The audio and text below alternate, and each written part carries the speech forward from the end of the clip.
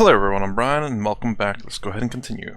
If life is Maya, this is my favorite subject in the whole world, an illusion.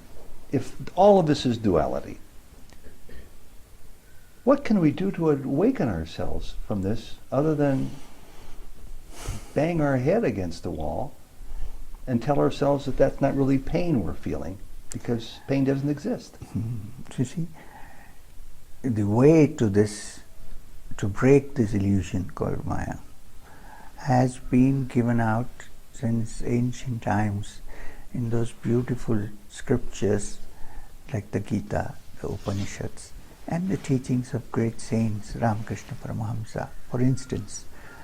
So there are the guidelines which, if you could really follow and try to understand, you can break the barrier.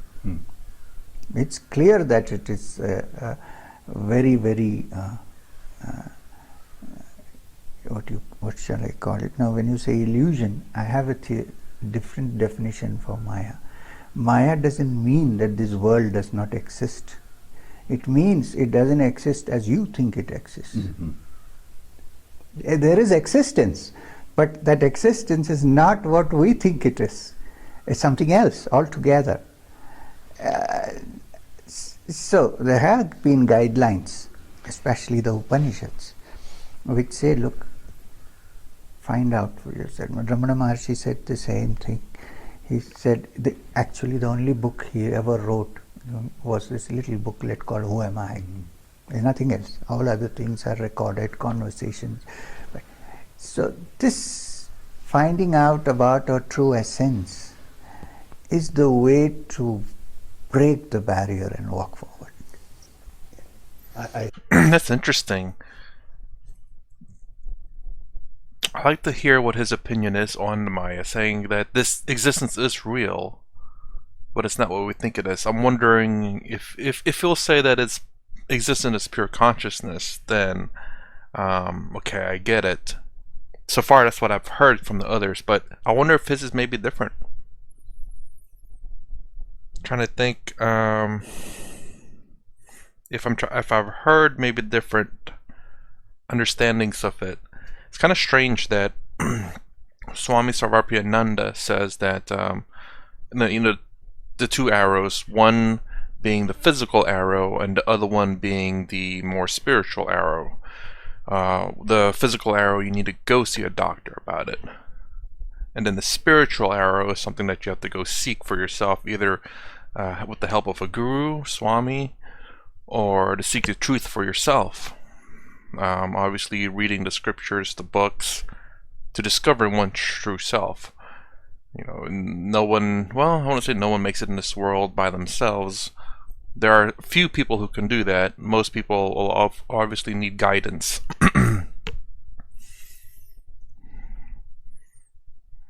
But yeah, I was trying to think of a way. How else would he say what is reality? Since existence does exist, but not in the sense that we understand it. This is the reason why I say Maya is a misunderstanding. But at the same time, also as I pay attention more, it's tugging between misunderstanding and illusion. Illusion as if it's fake, but it can't be fake because it's real. It's Brahman. So if it's real, then it cannot be fake. It cannot be.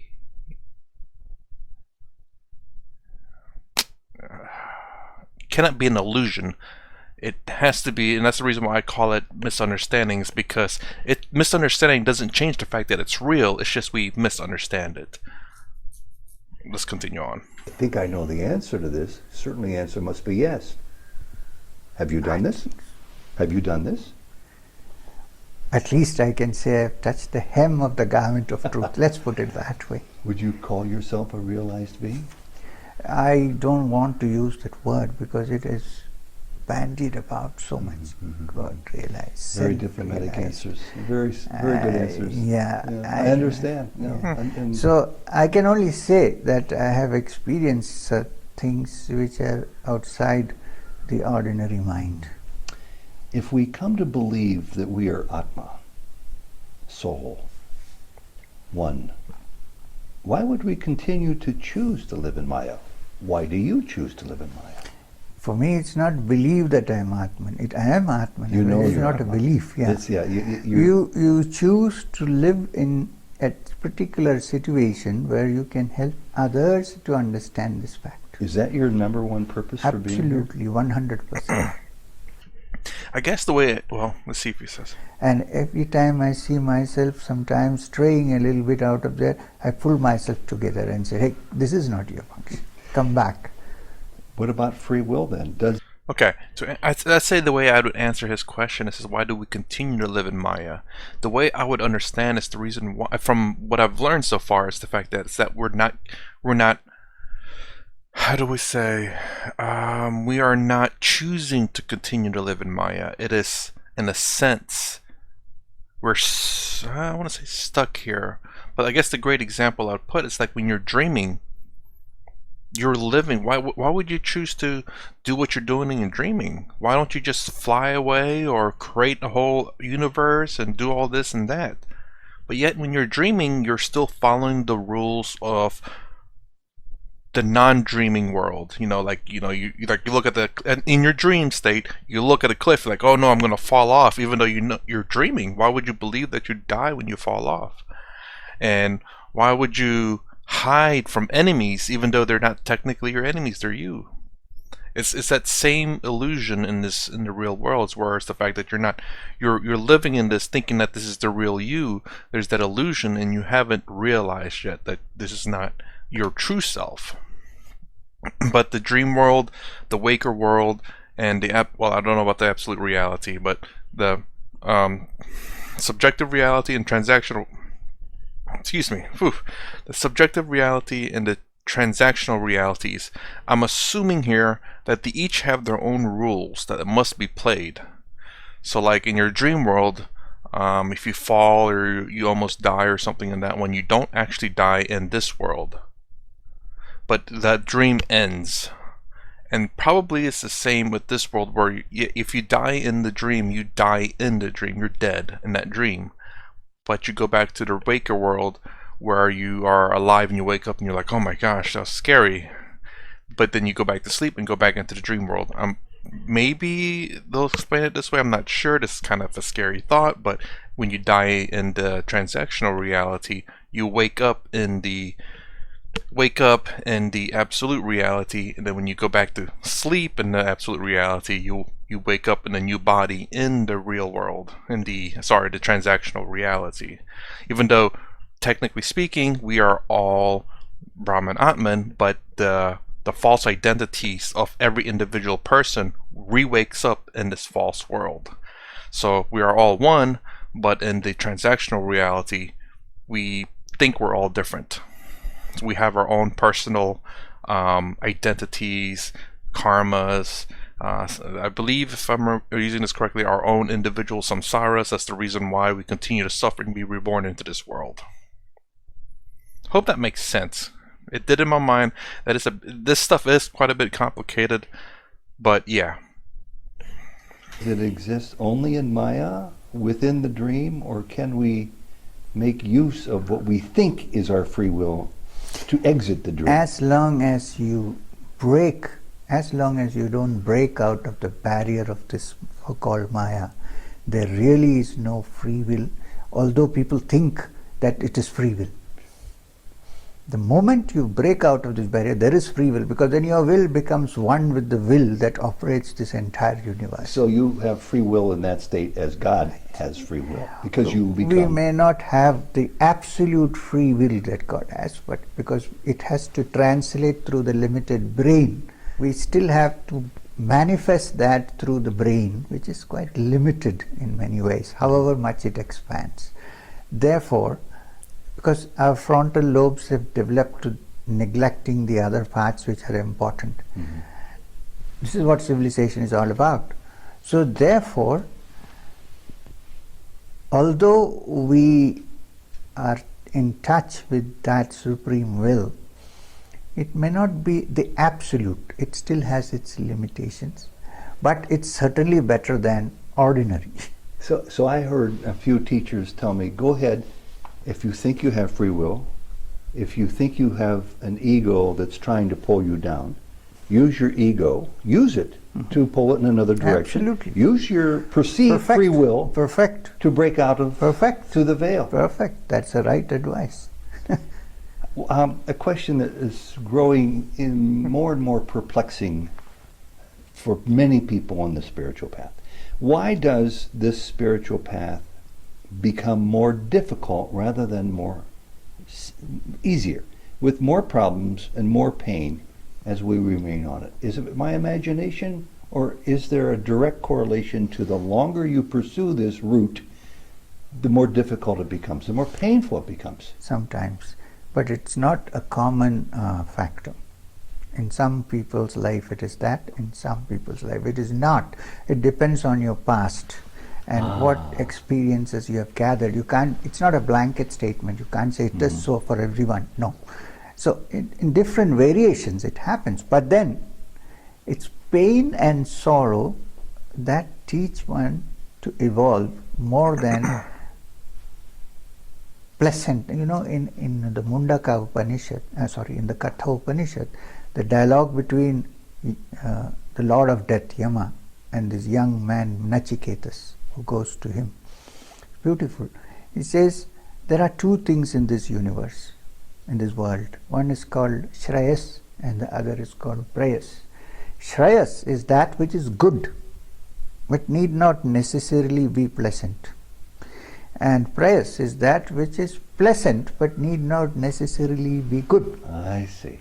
So when we pursue activities in this world, most of us go towards the Prayas and forget the Shreyas. There is one thing in which both are there, which is spiritual feelings.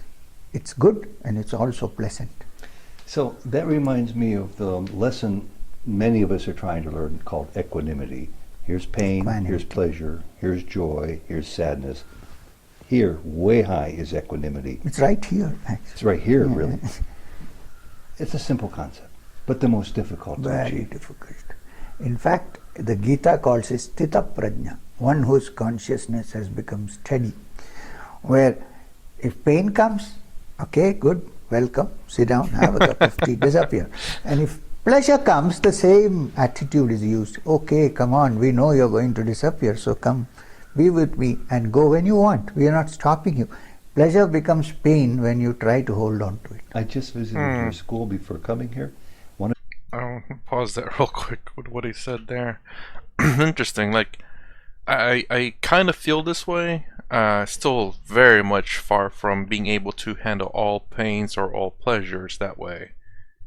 I guess pleasure is kind of easy to kind of get away to kind of let go of it a little bit, but pain not so much. So at least from my experience.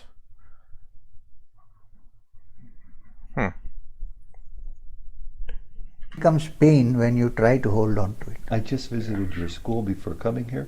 One of your schools, beautiful, beautiful children. I can imagine one of those children crying tonight. And for me to look at that, it would break my heart. True. But it's not supposed to break my heart, is it? No, it should. Oh, it should break my It heart. should. But what if I'm at equanimity?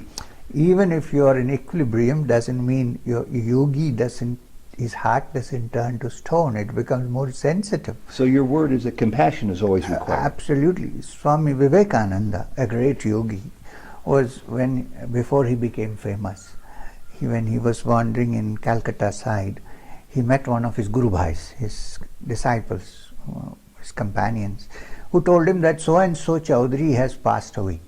Swamiji burst out crying. So this guy said, what is this? You are a sannyasin. You have left everything. You are supposed to be in Asthita Prajna. Why are you weeping? And his answer was, do you think Vedanta makes your heart stone, or does it melt it when you hear something bad? Yeah. So compassion is an Of endless, course. bottomless well to aspire to. Absolutely. This is another interesting thing. Is the sheer fact that they do teach. It's kind of weird, you know. Whenever I first did get into this about how your true self should not be affected by this, it made me think, like, man, are you like a computer or a robot where you have no emotions? But as I watch, it's not necessarily avoiding the emotions. Well, not a lot, but a few of the commenters have said that, where it's not about neglecting the emotions or the situation, but it's about feeling it. It's about acknowledging it, but not letting it affect you, which is very difficult to explain. It's like, oh, you're feeling pain? It's going to happen, but don't let it affect you. It's like, wait, what? if you feel it, it affects you. But I guess it's the grasp of the true self and how it doesn't affect your true self, but it still affects the body. And Swami Sarvapriyananda gave an example about, is it Ramakrishna? I can't remember which teacher he talked about, but he talks about where a doctor comes up to the Swami, or Swami, I believe, or this wise person. I can't remember his name. He goes, "How are you feeling today?" It's like, "Oh, can't remember if he says, 'Oh, I'm fine,' or he says something along the lines like, 'I'm fine.'" But then the doctor calls him out. It's like, "Oh, you got me. This body's in pain, but I'm fine," or something like that. I think he jokes along. It's like, "Oh, I'm hurting. I'm in pain," and the doctor says, "Oh, but you don't act like it." It's like, "Oh, you got me. I'm fine, but the body's in pain." Where he's able to separate the pain from himself, but acknowledge the fact that the body's in pain, which is, I would say, very difficult. At least as far as my understanding right now it is. I can do that with emotions because I can separate myself with that, and the pain, physical pain, is something that I cannot separate myself from. I can have higher tolerances, but not separate my physical pain. Emotional pain I can, for some parts. Actions, I can't separate myself because I feel too responsible for my actions. Yeah. You once walked, I think it was 220 kilometers up in the mountains in 25 days. You were cold, you were hungry, you were in the Himalayas, you were young. Rishi to Badrinath, yes. What kept you going? How could you withstand all It this? was a magnetic pull that kept me going upper and higher and higher. I thought somebody was waiting for me. I remember. Go ahead. It was an irresistible something which I couldn't stop anywhere. I would have, at some point it would have been very easy for me to give up and come back. But I persisted. There was this irresistible draw, like a magnet. Mm-hmm. And that kept me going, no matter hungry, thirsty, suffering. It kept me pulling up. In fact, Swami Chidananda, who was the head of the Shivananda ashram at that time in Rishikesh, Divine Life Society, one day he told me, "I think you will not stay here because there's something pulling you up, but be careful of frauds." That's all he said. Yes. And you encountered some frauds, I believe. I did. I remember reading about that. Yeah. I also remember reading, I believe, where your efforts of being pulled magnetically upward sometimes ended in frustration and even anger. Is there a place for anger on the spiritual path? I was a beginner. I was an apprentice. Even the great yogis sometimes, the last thing you conquer is anger, Have you conquered anger? I can't be sure. I have tried my best at the moment. I don't think I let myself go. I might feel irritated and talk roughly to somebody, but deep down, you don't want to hurt the person. But anger and shame are the two things which go only at the end. They Really? linger. Well, that's very depressing. It is. They linger because the shame, it's also name and fame. Mm-hmm. These things, they linger. It takes quite some time to fight them and get them out. So of course, when a person is in nirvana, then none of these things. Yeah. But to get to nirvana, you have to give up your attachments, and especially attachment to outcome, which I find especially difficult to give up. It's not the attachment to the outcome. You can expect the outcome without being attached to it. Which means if the outcome is not okay, as long as you don't go down. Well, I knew I'm gonna rewind that a little bit. That is the exact, well, not exact line, but that is the line in my college world religions class in Buddhism that really stuck with me. It's the fact that when you do something, expect nothing from it. That way, if it turns out bad, well, we're not expecting anything from it. And that has helped a lot with disappointment, I suppose, throughout life, where don't get me wrong, I still have some attachment, but I've gotten better because I don't attach myself too much to too many things. So life has gotten a lot easier and more, I don't know, not disappointing, I guess, best way to put it. And that, again, like I said, that those few phrases that really stuck to me in my college class. And it was on Buddhism, but yeah, that was just really amazing. I don't know why. It was just, it really stuck out.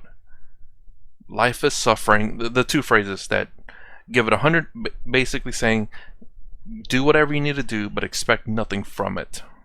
And the second one is life is suffering, which was those two things were kind of, well, the life is suffering was the mind-blowing part, and the expect nothing from your results is also a life-changing part, because obviously a lot of us put in a lot of effort into things and we have high expectations from it, and if it doesn't come out the way we hope, we suffer from it. So, and that those two kind of ties in together. And also, when my teacher said about childbirth is suffering, I'm like, wait, most people celebrate that. But then I thought, it's like, well, there's a lot of pain prior to the child being born. Then there's the bills that come after the child that's suffering. But yes. The outcome is not okay, as long as you don't go down. Well, I knew ahead of time this was going to be a very important interview. I knew ahead of time how much I was attached to it. And had it not occurred, you could have said no. Absolutely. It would have been heartbreaking because I'm not that evolved yet. And So I still have this attachment. We should evolve. Thank you. We should. I wouldn't say that you are not evolved, please. I make a correction here. I only said one has to more evolved. Still more. The cobbler and the monk story, which I really enjoyed, you tell in your book about the untouchables. Mm-hmm. It teaches about non-judgment and non-discrimination. Yet this world, we're in 2013 in a couple of minutes, this world is still filled with both. Why? Where have the great teachers' lessons gone? It's an uphill task. We are in the midst of turmoil now. And it's only through this turmoil that we can hope to come out to something better. What is happening is actually this manthan. And in the ancient Bhagavat, there's a story of Samudra Manthan, churning of the ocean. And when you churn the ocean, if you read that story, you'll see that when the ocean is churned, the ocean of milk by the Devas and the Suras, what comes out first is a terrible poison. So the poison has to be part of... Yes, because we don't have Shiva now to drink it up so that the world is saved. So you have to have what you perceive to be the bad with the good. Yeah, absolutely. In order to get to the goal. It's part of the whole churning that is taking place now. Things may become worse. I promised you that I would stick to my budget. I'm just a minute or two over it. A couple of questions. Oh, I didn't know. A couple of questions left. You were savagely attacked recently. How are you as a result of that attack? And are you at liberty to share anything about it? It was not a theft. It was not an attempt at dacoity. Somebody was deliberately trying to stop me from functioning, because there are very many narrow-minded people, not many, but there are, who don't like this thing about a person from one religion talking about another. I can't believe in this. Sorry, I'm gonna pause that. It's really weird how he uses this phrase, wasn't a theft, to make me not function. That is very strange. Is that terminology he normally used to say that someone was trying to, you know, and from his religious background, I do, I was kind of fearful of that because of the things I've heard. Of course, these are just extremists, mind you. They come from all religions. All religions have extremists. Well, I say all, but from what I experienced so far, I'm sure there are extremists in most religions. Let me put it that way. And I've heard of his religion being not obviously again extremes, doing something that's very strange. But I get it. It comes from the olden times, you know, where you generally want your religion to be the strongest, and if you can keep people in your religion and enforce that religion, then well, your religion becomes the biggest and strongest, and you can put out other religions in the world. It's a way to keep people in that religion and in that culture in some sense. Religion being the culture itself. But yeah, and I also was wondering what's with the darkening under his eyes too. I've been wanting to ask that, but I guess since this is hopefully it's the last part, that I was wondering what is that going on. It's like it's a bit more than not sleeping, because I do have a had baggage under my eyes, and probably will soon because I don't get much sleep either. But is that, what is that? I don't know what's going on there. Is that something? Let me know. A person from one religion talking about another. I can't believe in this era that is still an issue. Yeah, because at youth one is brainwashed, you know, and things are put into your head, and I sometimes get on internet asking me, telling me that I would probably go to hell because I am teaching Hinduism. You can't help it. I mean, and I have nothing against these guys who attacked me. They are poor young men who were brainwashed. And I think 10 minutes they were in full contact with me. 10 minutes, my body and their body was together, contact. But many of them, and one of you, and you're not as young as they are. Yeah. So I can only imagine how much It was your terrible. body was It sacrificed. was bad. But I am coming to this, that 10 minutes of contact with my body, I think something must have happened. To them. Yeah.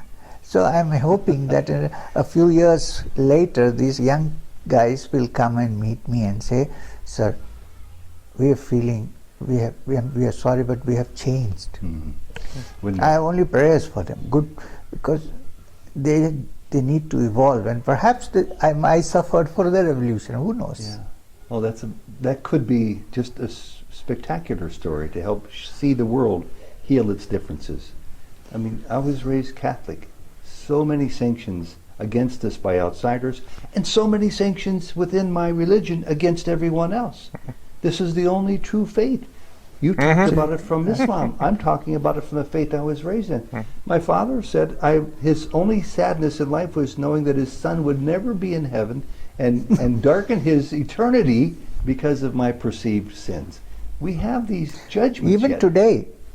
Before he answers that, that's another thing I want to point out. It's like I would like to, you know, anyone who believes in that, it's like, oh, I'm going to be sad and you're not going to be in heaven. It's like, well, you do realize there's probably no sadness in heaven. So you do realize that while, if this is what you genuinely believe and you think I am going to hell and suffering for all eternity, you will be up there happy that I'm suffering. You'll be overly joyed that I'm suffering. Because that's the idea. I mean, you want sinners to suffer, right? That's the whole point of the religion. And the fact that you should be, I mean, if you question God's judgment, that's bad. And this is the kind of extreme thoughts that I think of, and I'm curious as to how someone with this faith would answer that. You know, just how their mind would cope with that, considering that the fact that they should be rejoicing that their children, that their loved ones is suffering in hell. They should be looking at them and happy that they're burning for all eternity and suffering. It's a really weird grim way to look at that. But I think that's they should be happy, right? Even today, there are a number of people who think this way. Even today. Yeah. And your savage attack that you experience is a And I result face of it. this every day. I see this in many places, even without the attack. I see this subtly in many places in the mind, so it's not easy to get it out. Well, you tell us that we have to find that center of silence in ourselves. Some of us are good chelas. Some of us are bad chelas. I'm a bad chela. I Are you? was initiated into transcendental meditation like many people my age in 1975. I was initiated into Kriya Yoga by Swami Prajnanananda, and then into Kriya Yoga by Guruji Swami Satya Yogi from Allahabad. But I must be too rajasic or something, because my mind, my monkey mind, just doesn't allow me to go there where I try so hard to go. There's many people like me. Why can't we do this? Trying too hard. We'll get there. In this lifetime? Why, I can't say that, but if I say no, then it's a kind of a, Disappointment. discouragement. I believe that, and we should always think that it's possible in this life. And any time that you would think some help would come on this direction from me, I'm always ready to give. I would love that. And I heard through the grapevine that you even respond to people who email you. I do. And could you tell me your email address? It's there in the jacket of my book. I will put that up. Because that's sort of unheard of, because it's very hard to get to a busy person. Already I have 50 emails now pending which I haven't checked. But by night I try to finish my emails. Where do you find the time and the energy to do all I this? lie down and do it. I don't know. As popular as he may be, oh good lord, it may have a getting to the email might be very difficult, considering 15 right now. But this is an old interview. Ooh. Sri Guru and Nagaraj of Sarpaloka appeared to you when Mahesh Guruji, Babaji, your teacher, died. Nagaraj did not appear as a reptile, but as a blue man, a man of tinted blue. Like the Avatars story they have on TV now. But then that Avatar picture was not out. No, but it was not out, so I didn't copy that. They copied me. What did that represent to you when you saw that vision, that manifestation before your eyes? Did you put any significance to it? At that point, I was so caught up with Babaji leaving that I don't think I had any reactions. But I knew that these beings can change their form at will. For whatever their purpose. And your Babaji who died, it must have just broken your heart. Yes. Even though he told you to prepare for this. Absolutely. He told you to go out into the world. He told you to become married and live the life of a common person so that people don't ascribe to you supernatural teachings even though you possess them. So reconcile to me, if you will, the sadness that you acknowledge that you felt, in spite of the fact that he prepared you to understand that he's not going anywhere. For me, it was at that moment like a catastrophe. It was as if the whole world had collapsed and you were, in the middle of nowhere with nobody around you to hold your hand. It's not easy to say how you felt. Mm-hmm. It was bad. But then, after all these years of teachings with Babaji, I pulled myself together. Although I did cry a bit, but I pulled myself together and said, what the heck is going on? This is the body that is gone and so on. But every now and then, even after 2 months or 3 months, when I sit alone on the banks of the Ganga, I used to suddenly break into a sob. But it took time. About a year, and I'm out of it. I know your home is the Ganga, are the mountains, the Himalayan peaks, the caves, the cathedrals of this mountainous region of the world. True cathedrals. And I know you are directed to come back to the material world with a family, 2 beautiful children, a wife who's a real Seva doll. I've been watching her closely. Do you ever have this heartfelt urge to return to the mountains, I go every year. to stay? No, not permanently. I have my work to do. I would love to. How long do you stay when you go? At least for, sometimes I stay for 10 days, 20 days. If nothing, at least for 2-3 days I go and spend some time near the Ganga. And do you ever find any enlightened beings there, even these contemporary days? Sometimes. You do. Sometimes. You have a sign in your kitchen. It's in the cafeteria that I read, and it says, "The grand essentials of happiness are something to do, something to love, something to hope for." Is that enough? I didn't put it up. I don't know who put it up. Okay, well, you own it. It's in your Oh, attribute. I'm not But sure. so my Is it point. my quotation? Or No, and it's not your quotation. No, No. it's from somewhere else. But it intrigued me because it has such a simple context to it, and yet I still wonder what our duty is. Look, on the path, we have different duties for different people. I realize that. Absolutely. Absolutely. But whatever be our duties, a primary duty, if you want to evolve on the spiritual path, is to do as much as you can for your fellow beings. It's very important to see the tears of others, to feel the pain of others, and try to remedy it in some way. 1. 2 is as much as you can to make people understand what little you know about spiritual matters, so that they begin to wonder, is this all the world there is? Is there something else? And when you see the pictures of the aftermath of a tsunami, of a small child crying, of a mother who's bereft of everything that she's lost, you've been spoon-fed so much from your teachers. How do you process that internally with your heart? How do you prevent it from causing you to break down and just lose I it? do break down when I see such. Sorry, I should rewind that a little bit. There's a couple things here that I want to say. Man, this dude needs to zoom out a little bit. It's way too close, way too personal to this guy's face. I like to see a little bit less of face, just not too close.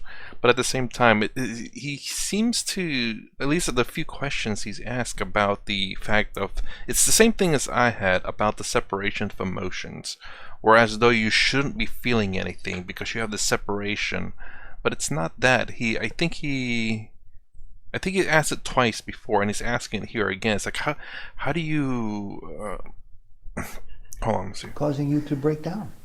It's preventing you from causing you to break down. Or is it preventing? Internally with your heart. How do you prevent it from causing you to break down? How do you prevent? To me, it seems like you're saying that because you have this, you're enlightened, or that you are aware that you're not this body, and not the emotion, not the mind, or anything like that. That you are like a robot to some degree, but yet he keeps repeating. It's like, no, you still feel it, but obviously, this is not who you are. This is not your true self. But it's, again, to acknowledge the fact that it does happen, but not to let it affect your true self. Well, it doesn't affect your true self anyway. But it's just the fact that you do not realize that it is not affecting you. You're letting your emotions, your thoughts affect you, even though. And I guess it's your true self falling for the Maya, falling for the illusion. Yes. And just lose I it. do break down when I see such things. But the moment I break down, I say something has to be done so that at least many more people are spiritually progressed enough to break down and do something about this. Because to be spiritual is not, as I said, to be hard-hearted or callous about what's happening around us. It's to be more sensitive. And the more you work to bring about some change in these kind of situations, in a way, indirectly, you're evolving spiritually. When I put these two parts together, I promised I would talk about your work, your schools, your children, the Seva projects, the people who come here to learn and do volunteer as well. And I will do that. But in closing, what final message comes to you? There is some disturbance here.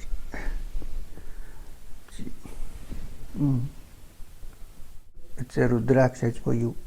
It's for me. How did you?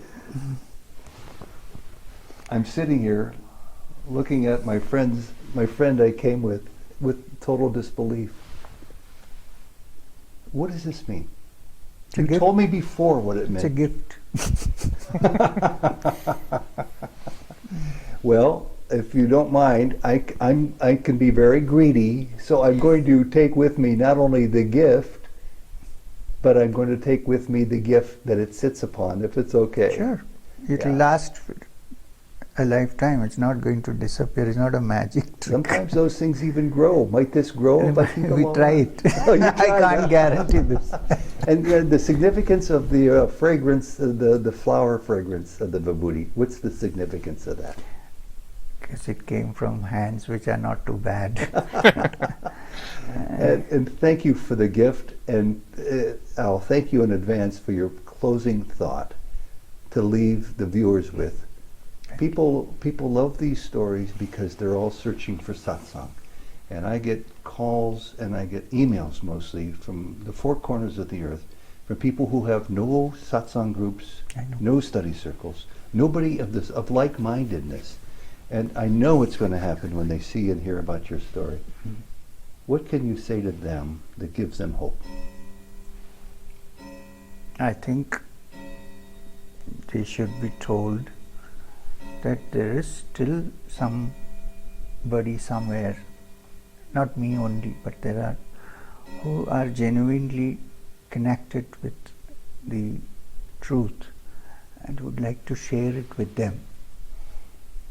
This is the message you have to give them, that there is someone somewhere in an unknown place trying to reach them and pick them up from where they stand.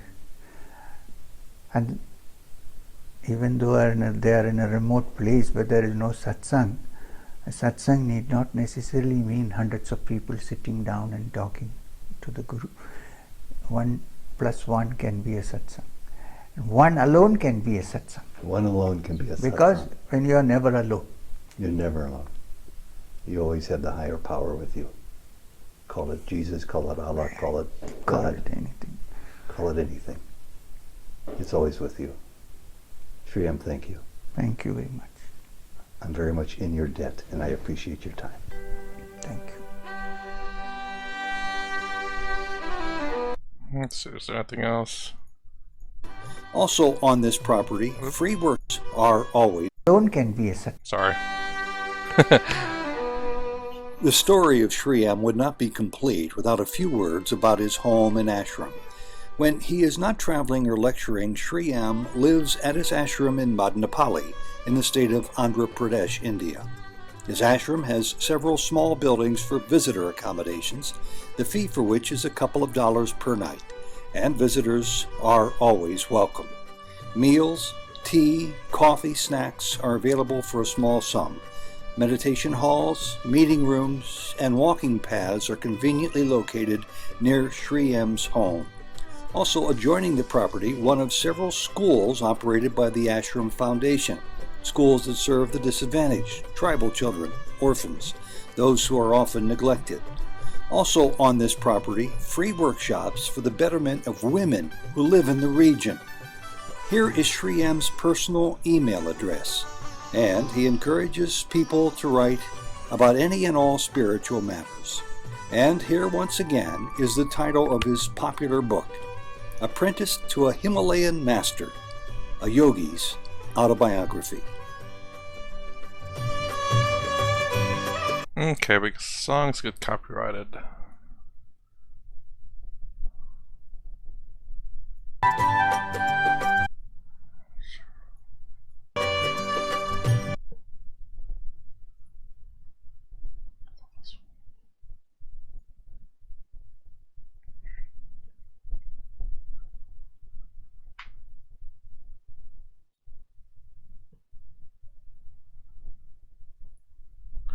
Okay, interesting. So I'm not too sure. I've not really reacted to many of his videos, but I think I found his YouTube channel, and I hope people will suggest some videos of his in particular. Trying to find a good one. Oh well. Anyways, but yeah, interesting to hear what he has to say and what he has to talk about the particular topics that I've already experienced. Again, I want to hear his perspective on who am I, the Atman, the Maya, the illusion, karma yoga, bhakti, jnana, and Raja yoga. Or is it Kundalini for him, or Kriya yoga? I'm not sure which one he does. I believe it did say Vedanta. I don't know, but again, I don't know much about what he practiced in particular. But I will be searching through his YouTube videos to check out a few. So I'm trying to do some of the requests now. I know I've been pretty terrible about gathering some requests. It's been again crazy year, at least towards the end of the year. And anyways, that's my reaction to this. Hopefully y'all enjoyed it. If you like my content, please consider subscribing. Thumbs up, thumbs down below. Thanks for watching. I'll see you in the next vid.